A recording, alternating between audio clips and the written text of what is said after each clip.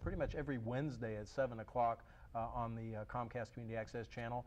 We also are repeated at other various times throughout the broadcast schedule. So as you're channel surfing, if you come across us, please pause and take a look at what we're doing. You can also go to our local website, which is www.jaxlp.org, to find out more information and find out information about our upcoming events. All right, getting back into Amendment 4 here, I'm going to quickly put up the next couple of slides in terms of who's come out against Amendment 4 and who's come out in favor of Amendment 4. And we'll start off with the against. We can see that the Florida Chamber of Commerce, there are many large Florida cities that have come out against this, many trade and industry groups. Obviously, as you might anticipate, real estate and construction groups have come out against that. The African American Chamber of Commerce is also listed, as well as Jacksonville newspapers and, frankly, a lot of other major newspapers around. Let's go ahead and look at the next slide in terms of who supports this, and then I'll get your comments on who's supporting and who's opposing this. Obviously, Florida Hometown Democracy as an organization is doing this. There are several county commissioners who have been involved with growth management over the years who have gone on the record in terms of supporting this. Buddy McKay, a former governor of Florida. The Sierra Club of Florida, various Audubon chapters, a group called the Urban Environment League, and of course there are a lot of neighborhood and community organizations who have come out strongly in support of this in terms of this amendment.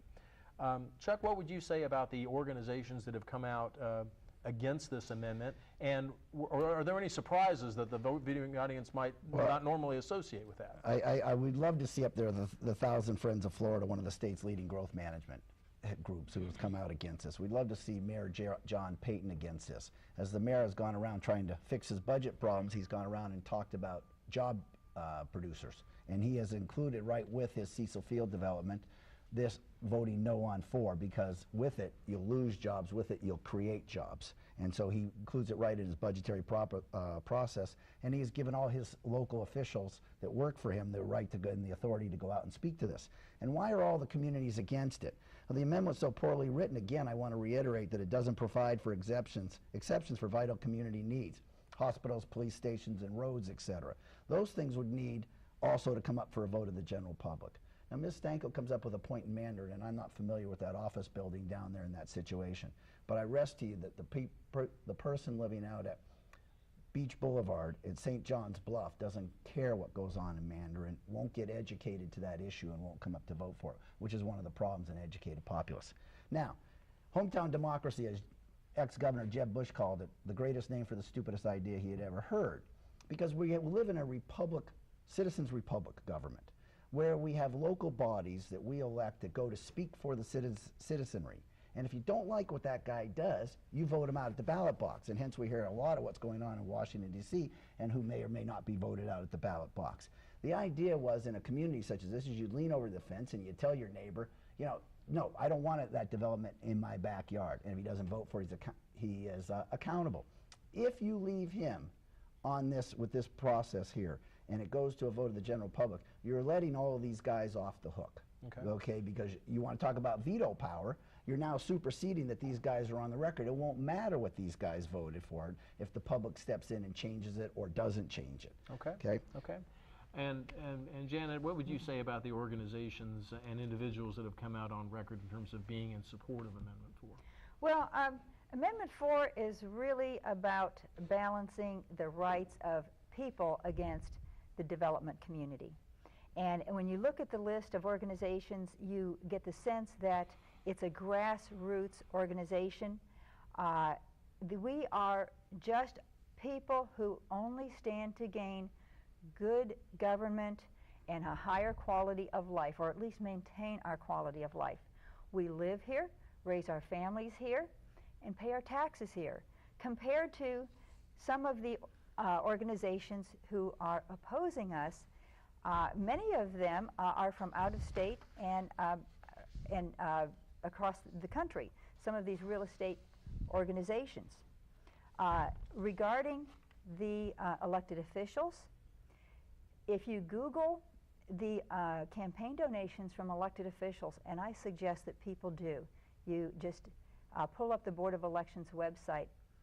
And many people in the audience may feel good when they donate $25, $50, $100 to a candidate.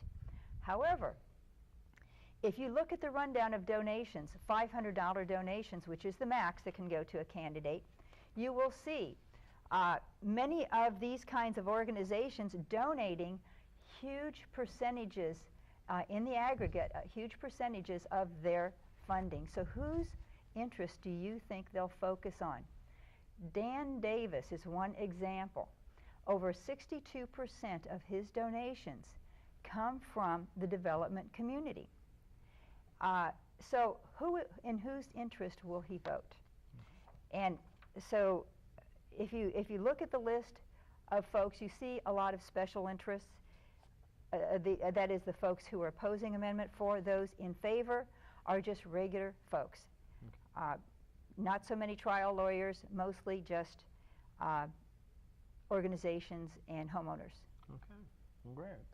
Well, believe it or not, we're actually down to our last 5 minutes of the broadcast. I mean, how time flies when we're having fun. And we do have one other slide that I'm going to put up now and also put up at the end of the broadcast around how people can find out more information. And you see the Florida Hometown Democracy.com website along with a contact phone number, and then www.florida2010.org also with a phone number. Is there any additional contact information that either you want to share, or will people get the information they need by going? Oh, they'll get plenty of information from that website. They'll get plenty of that information, information from that website. So since we are actually wrapping up here toward the end of our show, I'm going to ask each of you for just a couple minute summary in terms of why you think voters should be persuaded by your argument and be on your side of the issue. And Chuck, we'll go ahead and let you start. Again, thanks, gentlemen, for inviting us here. It's been a pleasure. Ms. Stanko, it's been a very pleasure meeting you and talking with you both on camera and off of camera. Your comments about we want a better life, we pay our taxes, we live here, we all do too. We're not against anything that you just said at the beginning of that last little response that you gave. We're all in it for the same boat. We feel that developers and that the real estate, commercial real estate industry and residential real estate industry is needed for proper growth. I think we follow the rules, and I think that they create jobs, they bring businesses into Florida, they increase the tax base for all the things that are necessary to provide services. The recession has hit. Property values have gone down.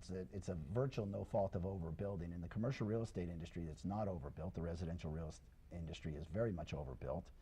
But we all know that was a long-term result of bad lending practices that started in Washington, D.C. Quick, wrap it up. Wrap it up. One last sentence. One last sentence. I appreciate it. So please study the issue carefully. Look at both sides, and please come out in favor of pro-jobs for vote no on Amendment 4. And Janet, just about a minute or so for you to finish up here with the closing statement. Yes. Amendment 4 is not against all growth. We're in favor of appropriate growth because we need it in our Florida communities.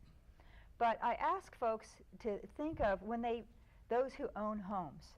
When you purchased your house, you looked at more than just the house and the land. You also looked at the neighborhood and the surrounding community, which had a lot to do with the value of your home and the quality of life that you expected to enjoy there. How many folks have found that their quality of life in their community has changed, not for the better, because of traffic congestion, overcrowded schools, encroaching, inappropriate development? Okay. Just real quick, one sentence. Amendment 4 gives people a chance to have a seat at the table and a final word on development decisions. Well, thank both of you very much for showing up. Phil, thank you for organizing this and getting the parties together. The overhead again, the last overhead, just real quick in terms of the contact information, FloridaHometowndemocracy.com and www.florida2010.org. Check out those websites. Make your own decision on the issue. It's certainly a lot of information to consider on both sides of this issue. Again, thank you very much for tuning in to the Libertarian Perspective, and we will look forward to seeing you on our next broadcast.